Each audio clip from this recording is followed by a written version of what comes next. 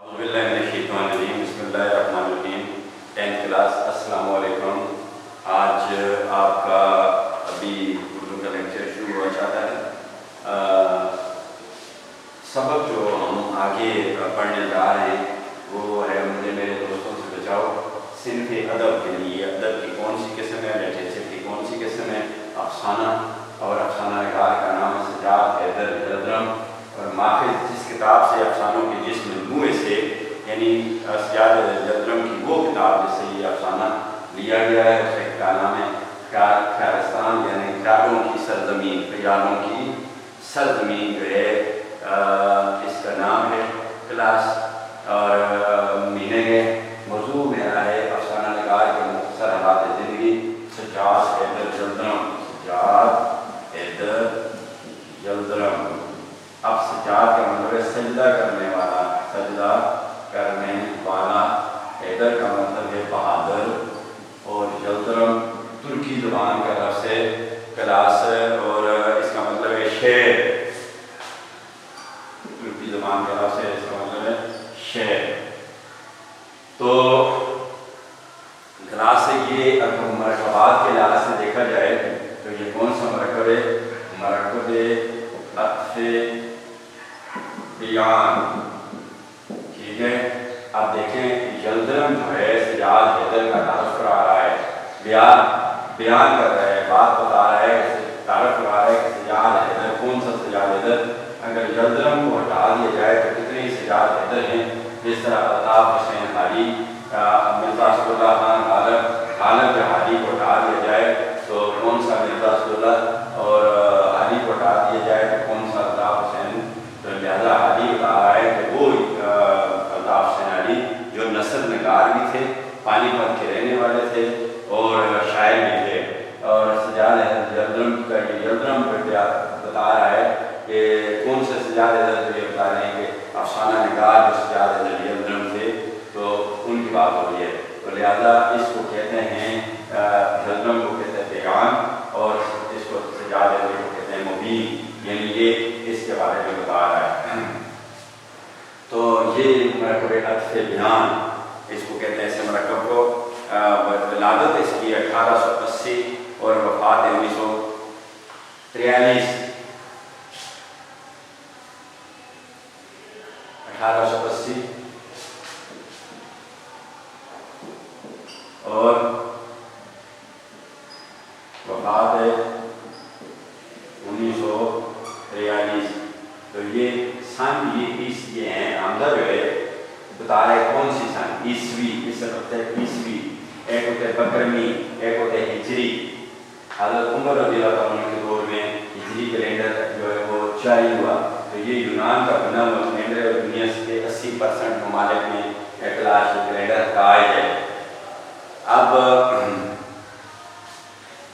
سجاد جلدرم کا نام اردو ادب میں, اردو لٹریچر یعنی کسی زبان میں سادہ تعریف یہ ہے کہ کسی زبان میں جو کچھ لکھا جاتا ہے وہ اس کا ادب کہلاتا ہے. سجاد جلدرم کا نام اردو ادب میں ایک خاص مخصوص طرز کہتے ہیں طریقے کو, طرز نگارش, لکھنے کا طریقہ. مرکب اضافی ہے, مرکبات کے لحاظ سے کون سا مرکب ہے؟ مرکب اضافی, طرز نگارش. لیکن میننگ کیا ہے؟ طرز کا مطلب ہے طریقہ یا ڈھنگ, نگارش اس کا لکھنے کا. سے منسوب کیا گیا ہے, منسوب نسبت کیا گیا ہے, تعلق جوڑا گیا ہے. یعنی سجاد حیدر جلدرم ایک خاص ادیب کے طور پر پہچانے جاتے ہیں, ایک خاص لکھنے والے کے طور پر. یعنی ان کا ایک لکھنے کا ایک مخصوص انداز ہے.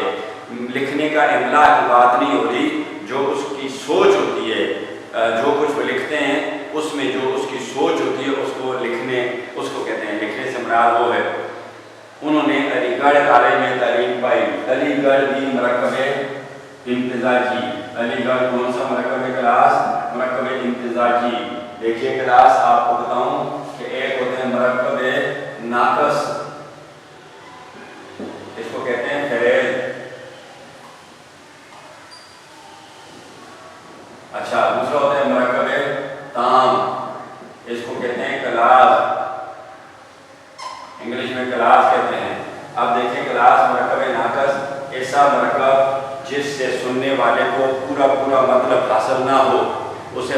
नाकस कहते हैं।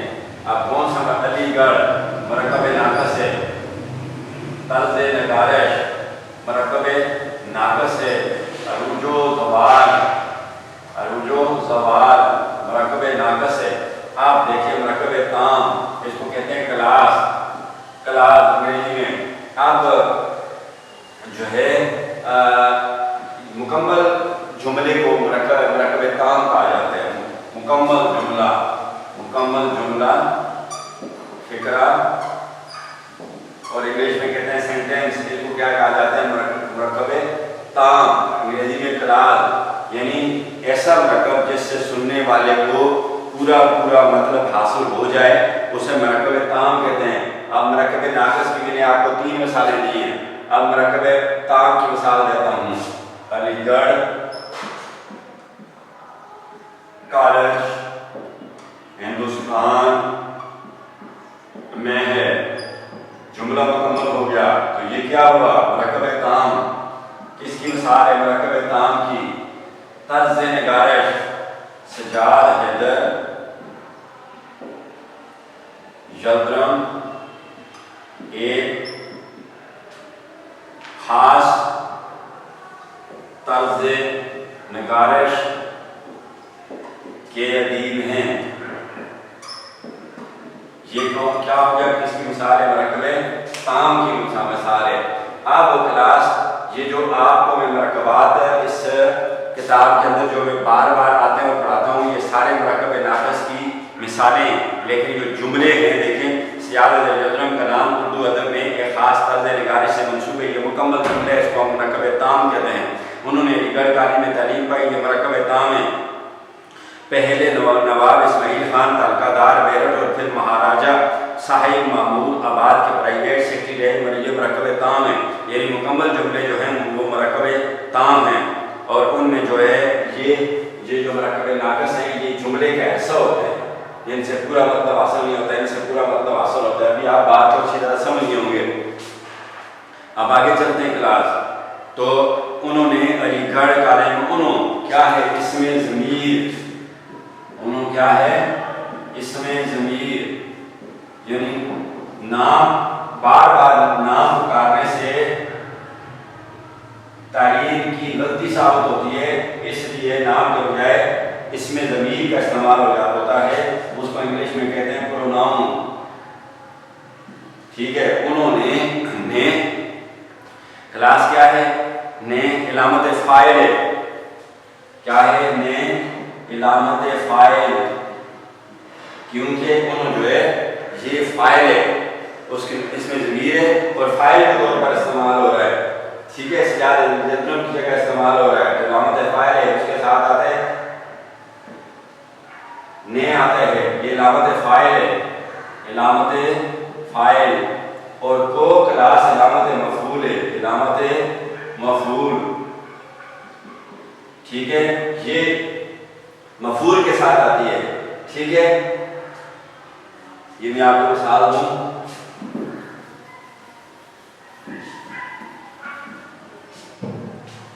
नदीम ने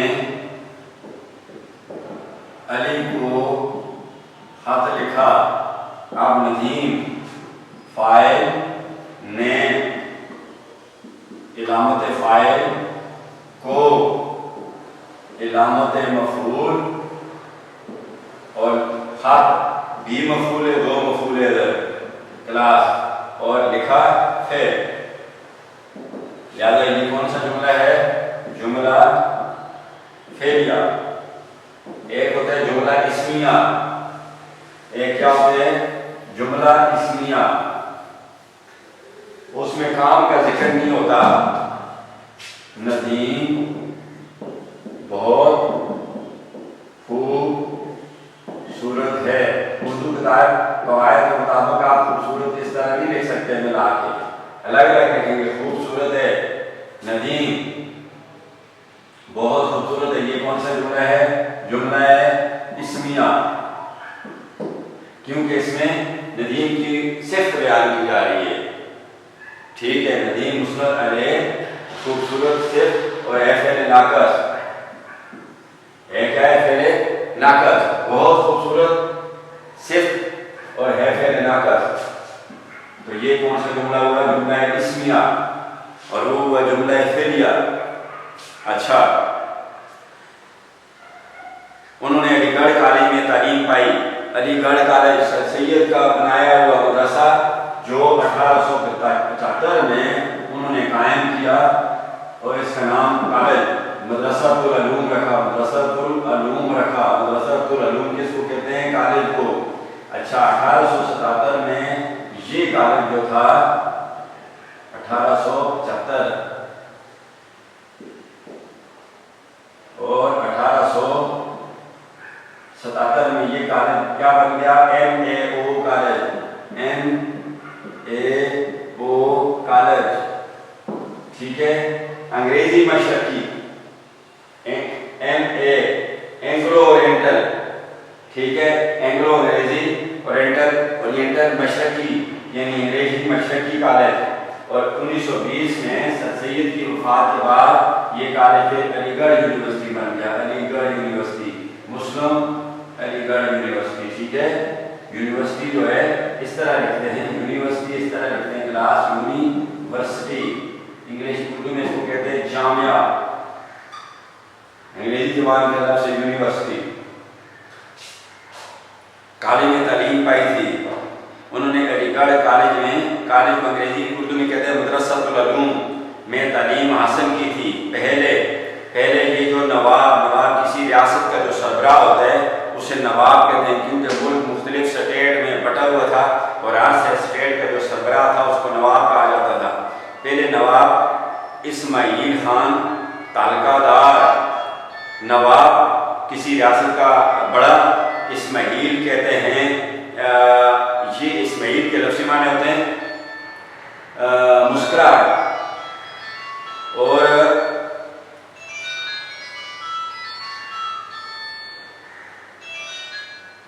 مسکراہٹ لفظی معنی مسکراہٹ. یہ حضرت ابراہیم علیہ السلام کے بڑے بیٹے جن کی والدہ کا نام حاجرہ تھا، تو یہ ہیں ان کا نام بھی حضرت ابراہیم علیہ السلام کے بڑے بیٹے کا نام تھا حضرت اسماعیل، اور چھوٹے بیٹے کا نام تھا حضرت اسحاق. ان کی والدہ کا نام تھا حضرت سارہ، اور یہ ان کے جو حضرت اسحاق علیہ السلام کا لقب جو تھا اسرائیل تھا، لہذا ان کی نسلیں بنی اسرائیل کہلاتی ہیں. تمام انبیاء جو ہیں اس نسل سے ہیں، باقی صرف جو ہے وہ حضرت اسماعیل علیہ السلام کی نسل سے صرف آخری نبی حضرت محمد صلی اللہ علیہ وآلہ وسلم تھے. اچھا، پہلے نواب اسماعیل خان جو ہے کے لوگوں کا لقب ہے.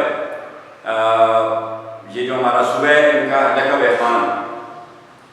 تو پہلے نواب اسماعیل خان تعلقہ دار کا مطلب ہے بڑا ذمہ دار، وہ رئیس جو ذمہ داری میں حق اعلیٰ رکھتا ہے. ٹھیک ہے، یعنی بڑا ذمہ دار.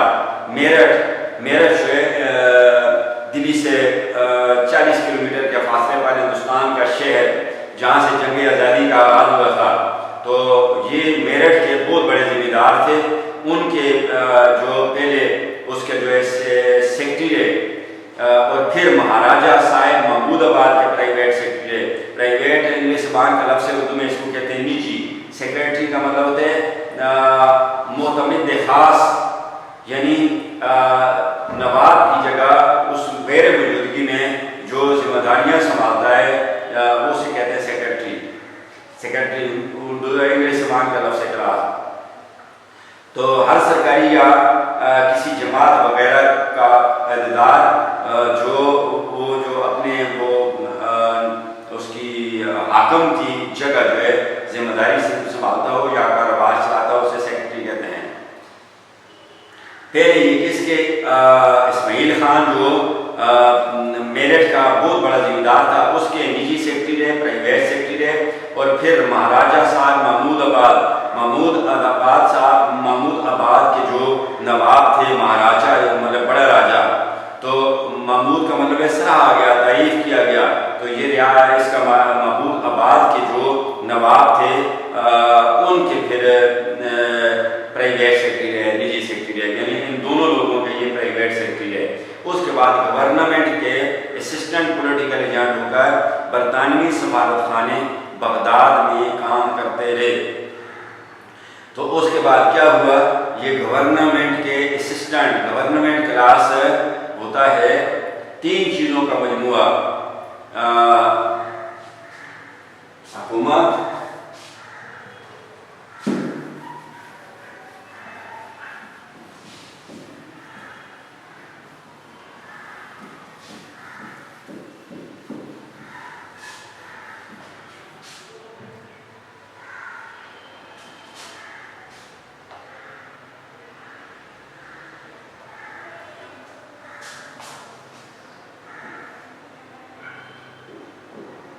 حکومت اس کو کہتے ہیں، یہ اس کے آرگنز آف دا گورنمنٹ، یعنی حکومت کے شعبے۔ 3 چیزیں مل کر گورنمنٹ کہلاتی ہیں کلاس، مقننہ، لیجسلیٹو، عاملہ، ایگزیکٹو، اور عدلیہ، جوڈیشری۔ یہ 3 چیزیں مل کر کیا کہلاتی ہیں، حکومت، گورنمنٹ۔ کیا کہلاتی ہیں، گورنمنٹ یا حکومت 3 چیزوں کا مجموعہ ہوتا ہے۔ مقننہ، مقننہ جو کہ کلاس یہ قانون بناتی ہے، کیا کرتی ہے، قانون بناتی ہے۔ اور عاملہ، ایگزیکٹو، جو قانون کو عملی طور پر نافذ کرتی ہے، عملی طور پر نافذ کرتی ہے، ٹھیک ہے۔ اور جوڈیشری، عدلیہ، قانون کے مطابق فیصلے کرتی ہے۔ تو یعنی ان 3 چیزوں کا مجموعہ کیا کہلاتا ہے، گورنمنٹ۔ عاملہ، حکومت کی وہ منتخب کردہ باڈی جو مقننہ کے قانون کو، مقننہ قومی اسمبلی میں بل پیش ہوتا ہے، وہ پاس کرتی ہے، سینٹ میں جاتا ہے، سینٹ قانون کی منظوری دیتا ہے، اور پھر یہ جو حکومتی باڈی ہوتی ہے وہ اس قانون کو نافذ کر دیتی ہے، ملک میں چلا دیتی ہے۔ اور پھر عدلیہ جو ہوتی ہے، جوڈیشری، اس قانون کے مطابق فیصلے کرتی ہے۔ تو ان 3 چیزوں کا نام کیا ہے، گورنمنٹ۔ اچھا، اس کے بعد گورنمنٹ کس پہ ہوتی ہے، حکومت کس چیز پہ ہوتی ہے، یہ کس پہ ہوتی ہے، ملک پر ہوتی ہے۔ ملک کے لیے شریعت میں سٹیٹ کا لفظ استعمال ہوتا ہے، ریاست، سٹیٹ۔ پولیٹیکل سائنس میں شریعت میں یعنی ریاست کے لیے، ملک کے لیے ریاست کا لفظ استعمال ہوتا ہے، انگریزی میں اس کو سٹیٹ کہتے ہیں۔ یہ کس پر، ایک ریاست جو ہے کن چیزوں کا مجموعہ ہے، 4 چیزوں کا مجموعہ ہے۔ آبادی، یعنی اس کو کہتے ہیں ریاست کے اجزائے ترکیبی، یعنی وہ جز جن سے مل کر ریاست بنتی ہے، ٹھیک ہے۔ انگلش میں کہتے ہیں کانسٹیٹیوشن آف ایلیمنٹ، ریاست کے اجزائے ترکیبی کو انگلش میں کہتے ہیں کانسٹیٹیوشن آف ایلیمنٹ۔ تو یہ کن چیزوں سے بنتی ہے، ملک کن چیزوں سے بنتا ہے، آبادی، پاپولیشن، علاقہ، ٹیریٹری، اور پھر حکومت، گورنمنٹ، اور پھر اقتدار اعلیٰ، سوورنٹی۔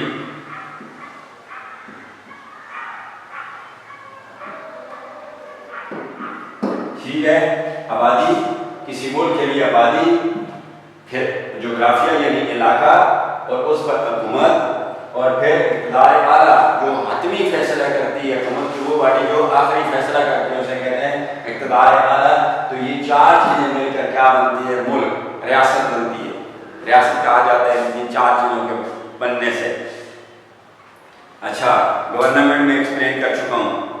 اچھا اس کے بعد پہلے یہ شجاعت ادرم نواب اسماعیل کے سیکرٹری رہے، اس کے بعد یہ راجہ صاحب محمود آباد کے پرائیویٹ سیکرٹری رہے، نجی سیکرٹری رہے، اس کے بعد گورنمنٹ کے اسسٹنٹ پولیٹیکل ایجنٹ، یعنی پھر گورنمنٹ برطانیہ نے ان کو پولیٹیکل ایجنٹ کا نائب، اسسٹنٹ نائب، انگریزی زبان کا لفظ ہے اسسٹنٹ نائب،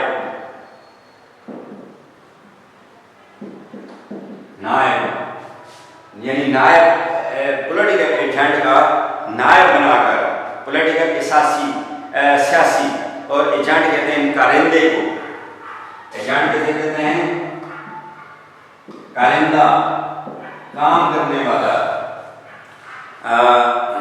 ایجنٹ ہو کر برطانوی سفارتخانہ ایمبیسی وہ دفتر جس میں سفیر اور اس کا عملہ جو ہے وہ کام کرے، اس کو ایمبیسی انگریزی میں کہتے ہیں۔ تو گورنمنٹ نے برطانیہ کا جو سفارت خانہ ایمبیسی بغداد میں تھی، وہ اس کا دفتر بغداد میں تھا، اس میں اس کو جو نائب سفیر، اسسٹنٹ پولیٹیکل ایجنٹ، نائب سفیر بنا کر ادھر بغداد میں بھیج دیا، عراق کے دارالخلافہ بغداد میں بھیج دیا۔ ابھی عراق کا دارالخلافہ ہے بغداد، اس میں برطانوی حکومت کا سفارت خانہ تھا، تو اس میں عراق کے دارالخلافہ میں جس طرح ہمارا دلی میں وہ ہمارا ایمبیسی ہے مختلف شہروں میں، خصوصاً یہ ایمبیسی جو رہتی ہے کیپیٹل میں ہوتی ہے، تو ایمبیسی کا دفتر جو ہے اسلام آباد میں ہے، دارالخلافہ میں مختلف ممالک اور ہمارے بھی پوری دنیا میں جو ملکوں میں ہمارے سفارت خانے میں موجود ہیں، تو ادھر انہوں نے گورنمنٹ نے اس کو بھیج دیا، ٹھیک ہے۔ اچھا بغداد سے واپسی پر جب بغداد میں اپنا وقت اس نے پورا کر دیا، ڈیوٹی پوری کر دی، پیریڈ پورا کر دیا، تو جب واپس ہوئے بغداد میں تو پھر یوپی میں، ہندوستان کے سب سے بڑا صوبہ یوپی، اتر پردیش، کس کی اپلیکیشن ہے؟ اتر پردیش میں، تو اتر پردیش میں اس صوبے میں گورنمنٹ نے ڈپٹی کلیکٹر کے عہدے پر فائز کیا، یعنی برطانوی سفارت خانے بغداد میں اپنی ڈیوٹی مکمل کرنے کے بعد جب شجاعت ادرم واپس آئے تو گورنمنٹ نے اس وقت گورنمنٹ میں انہیں ڈپٹی کا مطلب ہے نائب، کلیکٹر کا مطلب ہے وصول کرنے والا کلیکٹر، مالیہ وصول کرنے والا، حکومت کی طرف سے عوام پر جو ٹیکس ہوتا ہے اس کو وصول کرنے والے کہتے ہیں کلیکٹر، اور اس کا جو نائب ہوتا ہے اس کو کہتے ہیں ڈپٹی کلیکٹر کے عہدے پر، عہدہ رینک جی مرتبہ پر فائز کر دیا، لگا دیا، یعنی ادھر سے واپس آئے بغداد سے تو اتر پردیش میں یہ ڈپٹی کلیکٹر ان کو بنا دیا گیا۔ کچھ عرصہ مدت مسلم یونیورسٹی علی گڑھ میں رجسٹرار ہے، تو کلاس آپ کو بتاتا چلوں کہ ہائی کورٹ میں رجسٹرار ہوتا ہے، سپریم کورٹ میں رجسٹرار ہوتا ہے، مختلف محکموں میں رجسٹرار کی پوسٹ بھی ہوتی ہے، لہٰذا یونیورسٹی میں ہزارہ یونیورسٹی میں بھی رجسٹرار کا عہدہ ہے، اور رجسٹر میں درج کرنے والا، تو یہ کی پوسٹ ہوتی ہے، اچھا خاصا گزٹڈ افسر ہوتا ہے۔ تو مسلم یونیورسٹی جو علی گڑھ تھی سر سید کی قائم کردہ، ابھی میں نے آپ کو بتایا کہ 1920 میں سر سید کی وفات کے بعد یہ مسلم یونیورسٹی علی گڑھ بن گئی تھی، اس میں ان کو رجسٹرار لگا دیا گیا، ملازمت سے سبکدوش ہونے کے بعد انتقال کیا، اور جب یہ ریٹائر ہو گئے ملازمت کے بعد، کلاس جب 60 سال مدت ملازمت پوری ہو جاتی ہے تو آٹومیٹکلی بندہ ریٹائر ہو جاتا ہے، انگلش میں کہتے ہیں ریٹائر، اردو میں کہتے ہیں سبکدوش، تو سبکدوش ہو گئے۔ اس کے بعد انتقال کیا، انتقال کا لفظ کلاس اکثر مرنے والے کے لیے استعمال ہوتا ہے، اور یہ اس لیے استعمال ہوتا ہے، انتقال کا مطلب ہوتا ہے ایک جگہ سے دوسری جگہ چلے جانا، چونکہ بندہ اس جہان سے اگلے جہان میں چلا جاتا ہے، اس لیے اس کے لیے انتقال کا لفظ بھی استعمال ہوتا ہے، اور انتقال کا لفظ زمینوں کی، مکانوں کی یا جائیداد کی خرید و فروخت کے لیے بھی استعمال ہوتا ہے، کیونکہ زمین ایک آدمی کے نام سے دوسرے نام کے نام پر منتقل ہو جاتی ہے، یعنی ایک آدمی کے نام سے دوسرے نام پر چلی جاتی ہے، اس لیے ادھر انتقال کا لفظ استعمال ہوتا ہے۔ ان کا طرز نگارش، طرز کہتے ہیں طریقہ نگارش لکھنے کا، چست، موزون، ترکیب کی جمع، ایک سلیقہ ہوتا ہے لکھنے کا بھی، ایک سلیقہ ہوتا ہے، اسے ترکیب کہتے ہیں۔ اصطلاح علم نحو میں، یعنی علم نحو میں کی اصطلاح میں، ٹرم میں جملے کے ہر لفظ کے متعلق بتانا کہ وہ اسم، صفت، فعل وغیرہ کیا ہے، تو اس کو کیا کہتے ہیں چست ترقی یا بہترین طریقہ لکھنے کا۔ سجاد حیدر اردو میں ادب لطیف کے موجد ہے۔ ادب لطیف ایسا وہ ادب جس میں تخیل اور جذبات ہو۔ ادب لطیف کس کو کہتے ہیں؟ وہ لٹریچر جس میں سوچ اور جذبہ شامل ہو، کیونکہ تخلیق کی خواہش ہر انسان کی فطرت میں شامل ہے۔ ہر آدمی چاہتا ہے کہ میں کوئی چیز نئی چیز بناؤں، کوئی نئی چیز پیش کروں۔ دیکھیں ہم چونکہ لکھ نہیں سکتے، لیکن ہمارے اندر جو ہم کسی سفر پہ جاتے ہیں، کسی ڈنر پہ جاتے ہیں، کسی لنچ پہ جاتے ہیں، کسی پکنک پہ جاتے ہیں، تو وہ فطری خواہش ہوتی ہے کہ واپس آتے ہیں تو اپنے گھر والوں کو بتاتے ہیں یا اپنے دوستوں کو آ کے بتاتے ہیں کہ میں پکنک پہ ہم گئے تھے، وہاں ایسا ہوا تھا، یہ ہوا تھا، وہ ہوا تھا، اور زبردست قسم کا موسم تھا۔ تو یہ نیچرلی انسان کی فطرت ہے کہ جو کچھ اس پر گزرتی ہے یا وہ جو کچھ دیکھتا ہے وہ دوسرے کو بتاتا ہے۔ تو یہ انسان کی تو چونکہ یہ لوگ دیکھ سکتے ہیں تو یہ جو کچھ یہ دیکھتے ہیں اس کو یہ لکھتے ہیں، تو اس کو فطرت ہے، چونکہ انسانی فطرت میں یہ چیز شامل ہے کہ جو کچھ اس پر بیتتی ہے، جب دیکھتا ہے دوسروں کو بتاتا ہے، یہ لکھ کے بتاتے ہیں۔ اور اسی جبلی خواہش اور اسی فطرتی خواہش سے کیا پیدا ہوتا ہے؟ آرٹ، فن پیدا ہوتا ہے۔ اس سے آرٹ پیدا ہوتا ہے، فن پیدا ہوتا ہے کہ اس میں کوئی مادی نفع۔ اچھا، اب آرٹ اور دوسرے علوم میں یہی فرق ہے کہ اس میں کہ آرٹ میں کوئی مالی نفع جو ہے اس کا مقصد نہیں ہوتا ادیب کا کہ کوئی میں مالی نفع کماؤں، اس لیے نہیں لکھتا کہ مجھے مالی فائدہ ہو۔ تو یہ بے غرض مسرت ہے، یہ جو شوق ہے یہ کسی بغیر کسی غرض کے، یعنی یہ مجھے میرے دوستوں سے بچاؤ، اس نے لکھ دیا، اس کو اس بات کا قطن اس لیے نہیں لکھا کہ اس کا مجھے فائدہ ہوتا ہے ضرور ادیب کو، لیکن ادیب کا یہ مقصد نہیں ہوتا کہ مجھے فائدہ ہوگا، اس لیے نہیں لکھتا وہ، اس کی جو فطرت ہے اسے مجبور کرتی ہے اسے لکھنے پر۔ اچھا، ادب بھی آرٹ کی ایک شاخ ہے۔ یہ جو فن ہے، کاریگری ہے، ادب، اب دیکھیں ہاتھ سے کام کرنے والے جو لوگ ہیں، کارپینٹر وغیرہ، تصویریں بنانے والے، یہ سارا آرٹ ہے۔ تو یہ جو ادب ہے، جو کچھ ادھر لکھا ہوا ہے، تو یہ مجھے میرے دوستوں سے بچاؤ افسانہ، یہ ادب ہے۔ تو یہ ادب جو ہے یہ بھی آرٹ کی ایک شاخ ہے، اور جسے فن لطیف بھی کہا جاتا ہے، یہ بھی آرٹ کی ایک شاخ ہے، اور اس کو کیا کہا جاتا ہے؟ فن لطیف۔ یہ تعریف جو ہے فن لطیف کی، ادب لطیف بھی کہا جاتا ہے اور فن لطیف بھی کہا جاتا ہے۔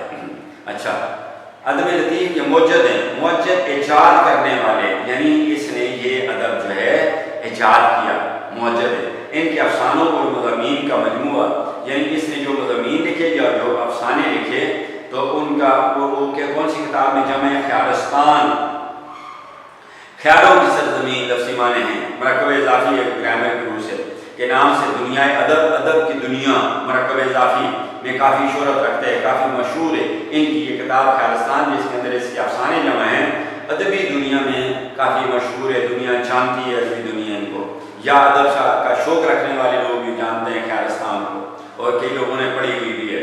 انہوں نے اردو افسانہ نگاری کو خوبصورت ترجموں سے مالا مال کیا۔ اس کے علاوہ خود بھی افسانے لکھے، اس کے علاوہ انگریزی کے کئی افسانے جو ہیں انہوں نے اردو میں ٹرانسلیٹ کیے، کئی افسانے انہوں نے اردو میں ٹرانسلیٹ کیے کلاس، اور ترکی کے کئی افسانے اردو میں ٹرانسلیٹ کیے، مختلف زبانوں کے جو یہ افسانے انہوں نے اردو میں ٹرانسلیٹ کیے، مالا مال کیا، بھر دیا، یعنی ایسے خوبصورت ترجمے کیے کہ اردو افسانہ نگاری کو مالا مال کیا، بھر دیا، یعنی بہت سے افسانے جو ہیں اردو ادب کے اندر، کئی تو خود لکھے اور کئی ترجمے کیے۔ ان کے افسانوں کی 3 خصوصیات ان کے